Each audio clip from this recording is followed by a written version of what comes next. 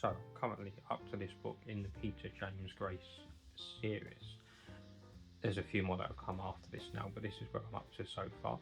And yeah, I really very much enjoyed this one. I've enjoyed all of them, to be fair.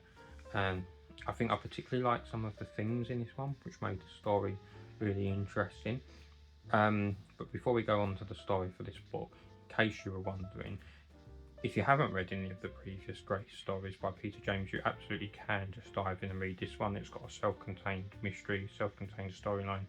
You can just read it as it is, and you'll still no doubt enjoy the mystery. It's a very well written book, you know, as a standalone book. However, if you have read the previous books, you will get more from it, because there's developments for the regular characters such as Grace himself and the ongoing mystery about what happened to his first wife.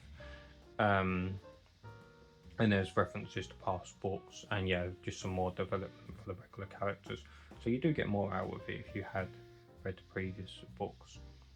So yeah, the storyline for this one is a couple are at a car boot sale one day, and they see this painting, and they want the painting for its frame though. They basically just want a new frame.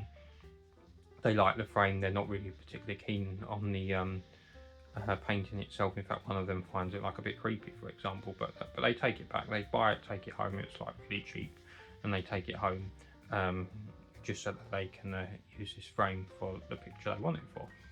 But one day, I can't remember where they store it, maybe in their loft, or I think it might be in the kitchen or something, but there's an accident, a fire's caused. Now no one is hurt, but what does happen, what does get affected, is that picture that they purchased from the car boot sale.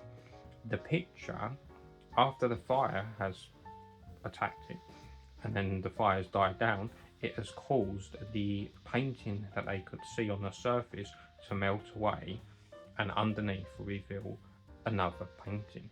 Now this is a concept that I really like. I've sort of read up a bit on this, and be interested by this. So sometimes it sort of, in a way, perhaps sometimes, I mean maybe most it's used for crime, but it's an interesting concept anyway. So a painting, a very valuable painting, is hidden, you know, under another painting. They paint over it, but with paint that can come away in order to reveal the actual painting when needed. And yeah, so they see this painting and they do their bit of research, and they find out that if this is real and not fake, this painting is worth a lot of money. Like, we're talking like millions. It even involves, I won't give away too many spoilers, major plot points, but I think it's okay to say a few of these details. They even take this painting to the Antiques Roadshow, which was like a random cameo of a TV show I wasn't expecting.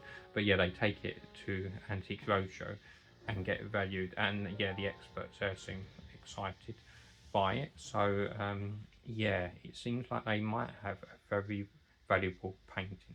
But of course, they've gone on national TV and now revealed that they have this very valuable painting.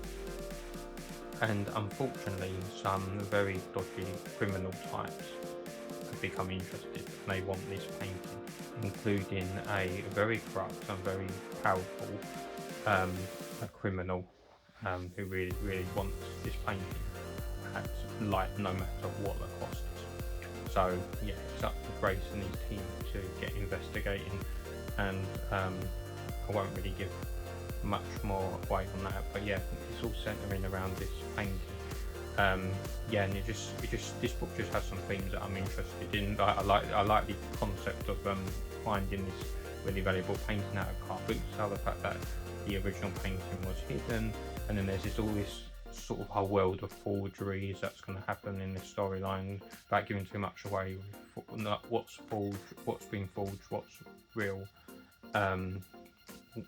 You know, who's responsible for some of the stuff that starts to happen, the criminal activity and all that kind of thing. You've got a very good villain as well, like the main villain, but there's also other people who may or may not be villains, so it's that sort of not knowing thing.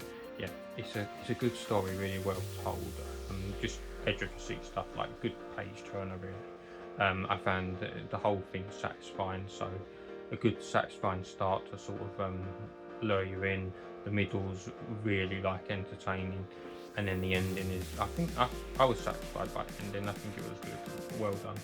Yeah, feels like a satisfying book, really tightly written. As I have found all of Peter James's book, I always just say this is like another really enjoyable and good book from him. He's very high standard of thriller writing that he does. He's just managed to do it once again.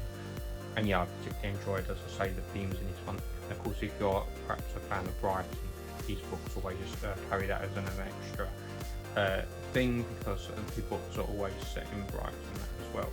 So yeah, I really like this book. I would recommend it to anyone who likes Peter James's previous Grace books.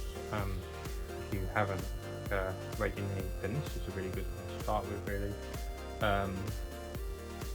But yeah, I highly recommend it, and I look forward to reading the few I've got after that now to come next.